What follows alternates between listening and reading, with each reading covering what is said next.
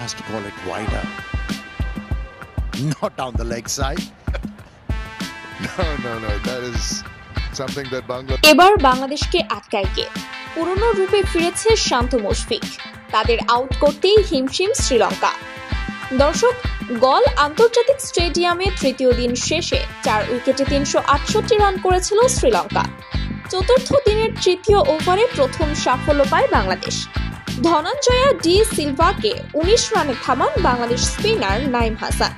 নতুন ব্যাটার হিসেবে ক্রিজে এসে বেশিক্ষণ টিকতে পারেননি উইকেট রক্ষক কুশল মেন্ডিস। দলীয় 470 রানে মিলানকে বোল্ড করে বাংলাদেশকে দারুণ এক ব্রেক থ্রু এনে দেন হাসান। এই ব্রেক থ্রুর পরের 15 রানে শ্রীলঙ্কার শেষ 3 উইকেট তুলে সফরকারীদের 485 রানে অল আউট করে বাংলাদেশ। প্রথম ইনিংসের 10 রানের লিড নিয়ে দ্বিতীয় ইনিংসে খেলতে নেমে দলীয় 24 রানে প্রথম উইকেট হারায় বাংলাদেশ। এমনকি 60 রানে হারায় আরও একটি উইকেট। এরপর মুশফিককে সাথে নিয়ে অধিনায়ক শান্ত গড়েন জুটি, তুলে নেন হাফ সেঞ্চুরিও।